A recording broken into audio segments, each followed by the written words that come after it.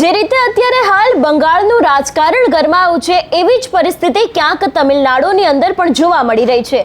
વિજય થાલાપતિની party જીતી, પણ અત્યારે હાલ તેમના દ્વારા એક ધમકી આપવામાં આવી છે કે જો સામેવાળી બે પાર્ટી ગઠબંધન કરશે તો એક સાથે 108 ધારાસભ્ય સામૂહિક રાજીનામું આપશે. આ રાજીનામાની વાતની વચ્ચે સરકારી અધિકારીઓ લગભગ 100 જેટલા છે, એ લોકોએ તો રાજીનામું આપી પણ દીધું છે. તમિલનાડુનું રાજકારણ શું કહી રહ્યું છે, કેમ વિજયને આ ધમકી આપવી પડી, તેની વાત આ વિડીયોમાં. નમસ્કાર, હું હંસિની અને તમે જોઈ રહ્યા છો નિર્ભય ન્યૂઝ. 5 રાજ્યોની ચૂંટણી થઈ, પરિણામો સામે આવ્યા અને આ વખતના પરિણામો ખૂબ જ અલગ હતા. વાત કરવામાં આવે તમિલનાડુ વિશેની તો હવે તમિલનાડુમાં હાલમાં ભારે રાજકીય ગરમાવો જોવા મળી રહ્યો છે. અભિનેતા વિજયની પાર્ટી ટીવીકે સીધી ચેતવણી આપી છે કે જો ડીએમકે અથવા તો પછી એઆઈએમડીએમકે ગઠબંધન કરશે તો ટીવીકેના તમામ 108 ધારાસભ્યો સામૂહિક રાજીનામું આપી દેશે. સૌથી વધુ બેઠકો જીતી હોવા છતાં પણ સરકાર બનાવવાની તક ન મળતા વિજયની પાર્ટીએ આ બંને ઉપર મિલીભગતનો આરોપ મૂક્યો છે. એટલે કે જે સામેવાળા પક્ષ છે એના ઉપર આક્ષેપો મૂકવામાં આવ્યા છે કે તે લોકો દ્વારા મિલીભગત કરવામાં આવી છે. શુક્રવારે તમિલનાડુના રાજ્યપાલ છે એમના દ્વારા જે ટીવીકેને બહુમતી સાબિત કરવાની મંજૂરી આપવાનો ઇનકાર કરી દીધો હતો. રાજ્યપાલે સ્પષ્ટતા કરી કે સરકાર બનાવવા માટે ટીવીકેએ 118 ધારાસભ્યોના સમર્થન પત્રો રજૂ કરવા પડશે.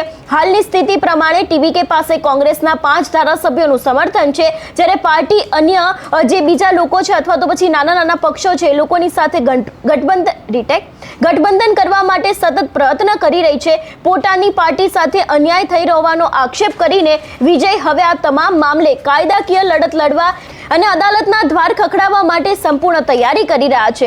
રાજ્યમાં સર્જાયેલી અસ્થિરતા વચ્ચે ડીએમકે એક તાકીદી બેઠક યોજી હતી, જેમાં પક્ષના વડા સહિત અનેક લોકો છે એ લોકોને તમામ નિર્ણયો લેવાની સંપૂર્ણ સત્તા સોંપવામાં આવી હતી. ત્યારે ત્યાંના રાજકીય સૂત્રો અનુસાર તમિલનાડુમાં એક નવી અને અણધારી વ્યવસ્થા પર વિચાર ચાલી રહ્યો છે. આ રણનીતિ હેઠળ ડીએમકે બહારથી ટેકો આપે અને એઆઈએડીએમકેના જે નેતા છે એ પણ હવે મુખ્યમંત્રી બની શકે છે તેવી શક્યતા છે. જોકે આ પ્રકારના અકુદરતી ગઠબંધન સામે જનતાનો ભારે રોષ જોવા મળી રહ્યો છે. તેવી ભીતિને કારણે બંને પક્ષના વરિષ્ઠ નેતાઓ છે તે અત્યારે હાલ મૂંઝવણમાં મુકાયા છે અને એની જ સામે અત્યારે હાલ જે વિજયની પાર્ટી છે એ લોકો દ્વારા સીધી જ ધમકી આપી દેવામાં આવી છે. મિલીભગતનો આક્ષેપ પણ મૂકવામાં આવ્યો છે અને કહેવામાં પણ આવ્યું છે કે જો આવું કંઈક થયું તો તેમના દ્વારા 108 જે ધારાસભ્ય છે એ દરેક લોકો સામૂહિક રાજીનામું આપી દેશે એવી વાત કરી રહ્યા છે. હવે વાત કરવામાં આવે જે સરકારી અધિકારો જેમના લગભગ 100 જેટલા રાજીનામા પડ્યા છે એ વિષયને લઈને, તો તમિલનાડુમાં નવી સરકારની રચનાને લઈને ચાલી રહેલી રાજકીય અનિશ્ચિતતા વચ્ચે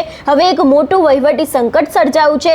રાજ્ય સરકાર વતી અદાલતોમાં પણ પક્ષ રાખતા 100 થી વધુ કાયદાકીય અધિકારીઓએ સામૂહિક રીતે પોતાના પદ પરથી રાજીનામા આપી દીધા છે. હમણાં જે પશ્ચિમ બંગાળમાં પણ તૃણમૂલ કોંગ્રેસની સત્તા ગયા બાદ ભાજપના આગમન સાથે ઘણા બધા મોટા ફેરફારો જોવા મળી રહ્યા છે. એવામાં હવે તમિલનાડુના જે એડવોકેટ છે એના જ નેતૃત્વમાં આ તમામ અધિકારીઓએ પોતાના રાજીનામા સોંપી દીધા છે. સામાન્ય રીતે સરકારી વકીલો અને કાયદાકીય અધિકારીઓની નિમણૂક છે તે રાજકીય રીતે થતી હોય છે. જ્યારે પણ રાજ્યમાં સત્તા પરિવર્તન થાય અથવા તો પછી નવી સરકાર આવવાની તૈયારીમાં હોય છે, ત્યારે જે જૂની સરકાર દ્વારા નિમણૂક પામેલા અધિકારીઓ હોય છે એ લોકો પદ છોડી દેતા હોય છે, જેથી નવી સરકાર પોતાના પસંદગીના નિષ્ણાંતોની નિમણૂક કરે. રાજીનામા આપ્યા હોવા છતાં પણ અધિકારીઓને હજી 1 અઠવાડિયા સુધી પણ પદ ઉપર ચાલુ રહેવા માટે સૂચના આપવામાં આવી છે.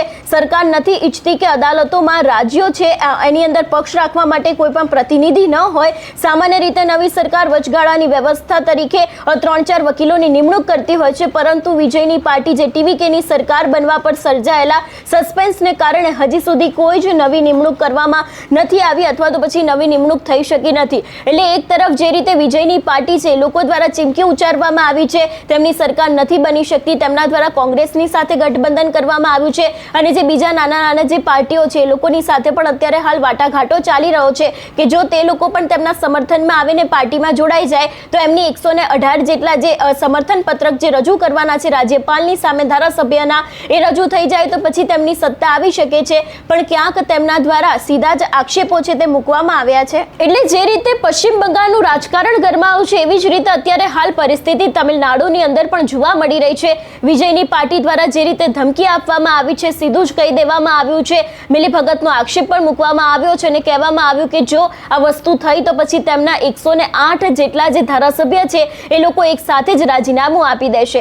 એટલે અત્યારે હાલ તમિલનાડુની અંદર સરકાર કોની આવશે એ વાતને લઈને જે સસ્પેન્સ ઊભું થયું છે એમાં પણ હવે આગામી દિવસોમાં જોવાનું રહેશે કે ખરેખર શું થાય છે. આ સમગ્ર વિષયને લઈને તમારો શું અભિપ્રાય છે અમને કમેન્ટ કરીને ચોક્કસથી જણાવજો. તેની સાથે અમારી ચેનલ નિર્ભય ન્યૂઝને લાઇક, શેર અને સબસ્ક્રાઇબ કરવાનું ભૂલશો નહીં. નમસ્કાર.